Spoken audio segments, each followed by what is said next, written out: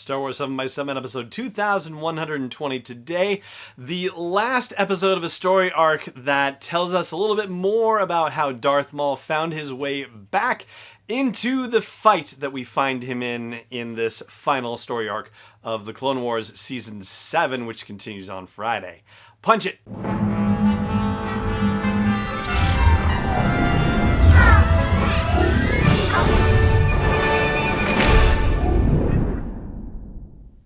Hey Rebel Rouser, I'm Alan Voivod, and this is Star Wars 7x7, your daily dose of Star Wars joy, and thank you so much for joining me for it. So today, we're going to talk about Revival, which is the first episode of Season 5 of the Clone Wars. It's also, for all intents and purposes, the third episode in a story arc that began at the end of Season 4 with the final episodes Brothers and Revenge. We talked about that over the last 2 days of the show here, and so now we're going to handle this one. And even though Maul and Savage are not ultimately successful with their scheme in this episode, it certainly gives you an idea of the direction in which Maul is thinking for his grand plans. There's a space station that they try to rob of all their stuff. I mean, that part is at least successful. There's a character on there who's like, you're the strangest Jedi I've ever seen. What's your deal? And naturally, this is offensive to Maul and Savage. And Maul is like, we're not Jedi, we're lords. We're crime lords, which is a neat bit of improvisation in the moment from Maul. And, tells you where his mind is headed. Like, ultimately, they are going to become pirate kings for all intents and purposes, and have, pirates reporting to them, taking over other, pirate business, which is going to lead to them being bigger and bigger crime lords. But interestingly, they're not just crime lords. They are still Sith, at least certainly in the eyes of Obi-Wan Kenobi, who is traveling with Gallia to investigate stuff that's going on. And yeah, that's another issue, which I'll get to in a minute. But Maul and Savage are acting like it too, whereas Maul is thinking it's a master-apprentice situation.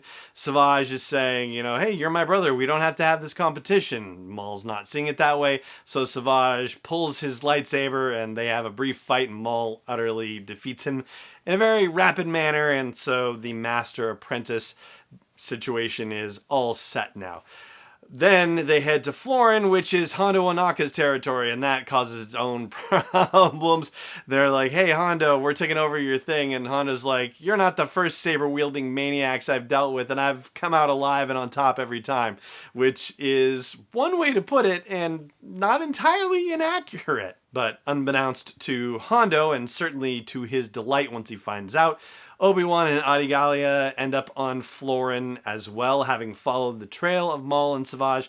The thing that I wanted to say about this is, Obi-Wan and Asajj Ventress were overmatched in the end of episode 22 from season 4, right? Revenge. So why is it that Obi-Wan and Gallia are the ones going to try to corral Maul and Savage? I mean, if Asajj paired with Obi-Wan couldn't do it, I don't know how Gallia is going to do it. It seems like a bad idea from the start. And it turns out to be a really bad idea, because this is how Gallia becomes one with the Force at the hands of a brutal headbutt from Savage Opress, horns on his head and all that stuff. So we have another situation where Obi-Wan has to fight both Maul and Savage 2 against 1. The first time that happened, it didn't go very well at all. But this time it goes a little bit better. Maybe it's because Obi-Wan has Gallia's lightsaber, so now he's fighting with 2 of them. He actually manages to cut off Savage Opress's left arm.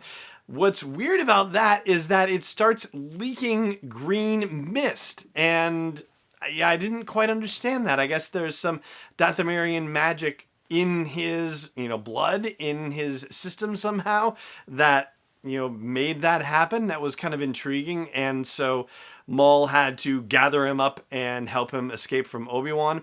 Meanwhile, Hondo, who had been through a mutiny with his pirates and then managed to overwhelm them and bring them back into the fold, because he forgives very quickly, is able to, start running and gunning against Maul and Savage as they are trying to escape. And Maul gets one of his legs shot off. And then Savage has to carry him. And that leg is also leaking green mist as well. So that's kind of crazy. And Maul and Savage do manage to escape by the skin of their teeth, as it were, the skin of their horns, maybe? This episode and also Revenge for It at the end of season 4, one of the great things about those two episodes is that the lightsaber battles in there are just absolutely astounding, fantastic, well choreographed, and just beautiful and filled with them. These episodes are, those two episodes. The strange and challenging thing about this is that, and obviously it's different now since we're not watching this episode by episode, but because it's all available streaming now, I can't imagine, what the experience must have been like for watching season 5, because you had 2 episodes at the end of season 4 and the first episode of season 5, all Maul focused, and it primes you for the possibility that Maul is going to be the huge antagonist for season 5. Like, they went to all this trouble to bring him back, and yeah, he's going to be a big part of the problems for the Jedi going forward. Well, it turns out that's not really the case, because he only appears in another 3 episodes in season 5, and it's not even for another dozen episodes or so that he actually shows up. We will talk about those episodes, just not yet. We've got some other things to cover this week before we get to the actual Clone Wars season that's happening right now, and some other Sunday fun conversations too.